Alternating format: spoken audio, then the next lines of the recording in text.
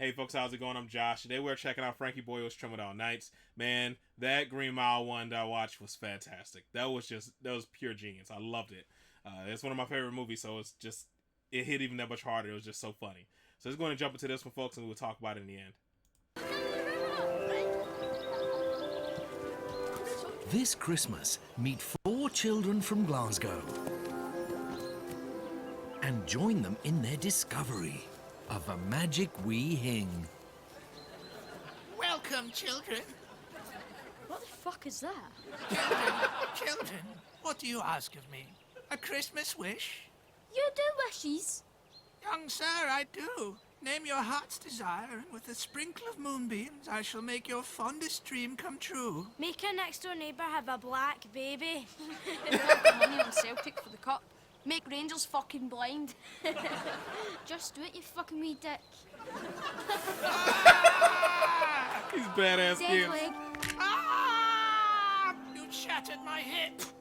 Ah! Oh my God. God, please, no. He's a I can maniac. make your toys come to life for an evening. No, shag this rabbit.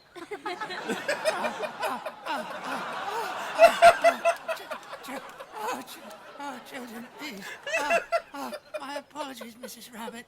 No. Oh no.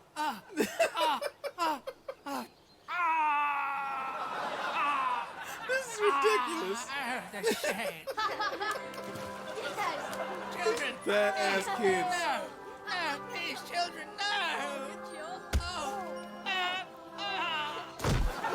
You're there. Thank you, Lucy. You're very kind. Just trying to make sure you're better. I bet my Christmas money you'll be able to fight off this dog. Oh no. Jesus Christ. That's shit. My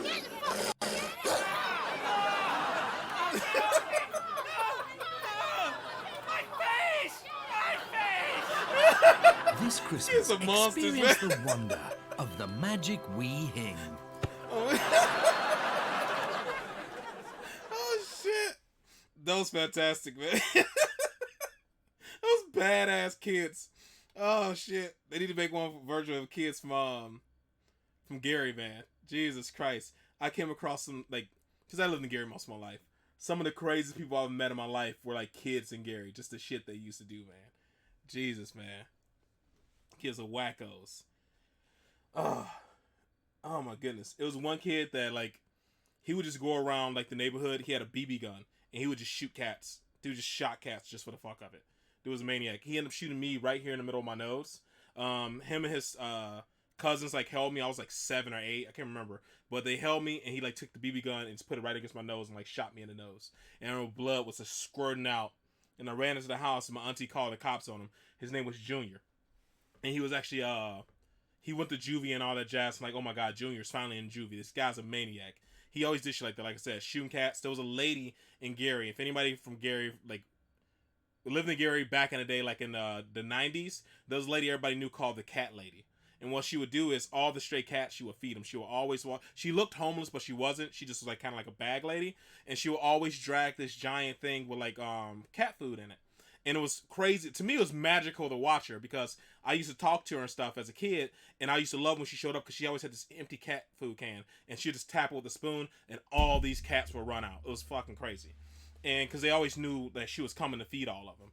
And he would shoot the cat lady with a BB gun too. He like she was showing me all the time she got shot by Junior with the BB gun. Kid was a maniac. And that's not the only kid that was that way. The girl who's just beat the shit out of me for no reason. Like she would always find ways to pest me and beat me. And then she told me she liked me before she left, but she used to beat the crap out of me. I don't know, and she was older than me. I think maybe a couple years older than me. Man, there's so many bad kids. I remember my brother liked this. I don't know if it was Junior or somebody else. My older brother liked this girl. They were the same age. They're kids.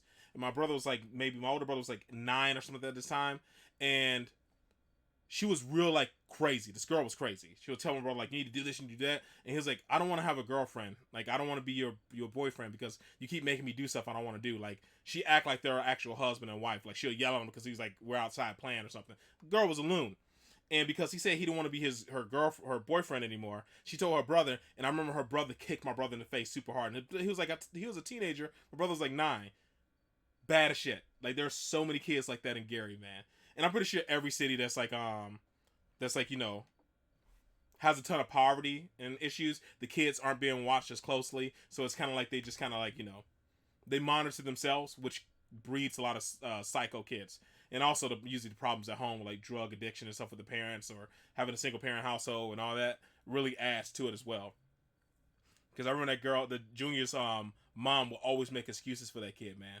No matter what he did, like she was mad at my family for calling the cops on him, saying that we could have like settled it. We could have settled it as people and all that jazz, and we didn't need to involve the cops. Like, your son shot me in the nose. And when the paramedics, got there and they were like shining light stuff in it, they said it looks like the BB went into it, maybe hit a vein or something and just popped back out, or maybe the hard cartilage, and it just went in deep enough to pop right back out. So it didn't actually go all the way through, so I was good with that, and I didn't have to go to the hospital. But yeah, watching these crazy kids made me think about how many crazy kids I grew up around in Gary, man. So many of them. So many of them. I think it makes a difference when you have, like, we were poor as shit too. Like, dirt poor. But none of us behaved that way. My little brother was kind of crazy. But, like, he wasn't, like, you know, bad. He was just, like, a really hyper kid. That's how he was. And there were so many kids that were, like, just monsters in the neighborhood, man. So many of them that used to, like, you know, beat the crap out of other kids. Like beat them so, like, where they're, like, passed out. Yeah, there was, like, you know, of course, a lot of gun violence. Because at one point, Gary was the number one murder capital, I think, of at one point of I don't think it was the world, but of the United States, it was the murder capital. Like, there are so many murders happening in Gary, and it was just really bad, really rough to live there, and the kids were really freaking terrible, and the adults weren't too much better like the other adults. So I think it makes a difference on how you grow up, because, like, everybody in my family grew up. I would say we all grew up pretty decent to be normal members of society, and I think that's just because we were poor, but we were always taught, like, morals, values, and we came from a loving family. So that makes all the difference in the world. A lot of people blame poverty for really terrible people. Poverty don't always do it. I think going through poverty kind of makes you appreciate stuff more. It's usually like when kids grow up around, like, parents and stuff who are, like, you know, addicted to drugs, or like a single parent household where, like, the mom can't really watch the kids because she has to work 2 and 3 jobs and all that jazz. I think it stems from that stuff. And my mom did that too. Before, like, my stepdad came into the picture, she worked 2 and 3 jobs and stuff. And of course, there was a long story on and off with that too. But yeah, that's what this reminded me of, man, of how terrible kids were in Gary, man. I do not miss those days at all, even a little bit. Gary's a lot calmer now. So anybody who lives in Gary now knows it's a lot calmer. It just feels like a lot of old people live in Gary now. Maybe all the gangsters and stuff, like, killed themselves off. I don't know. I don't know what it is. But Gary's fairly quiet now. Or maybe all the crazy people moved away. I just don't know what it is. Because my parents still live in Gary. So, alright, guys. That is all for this one, man. Hopefully you guys are happy, safe, and healthy. And I'll see you in the next video. Later.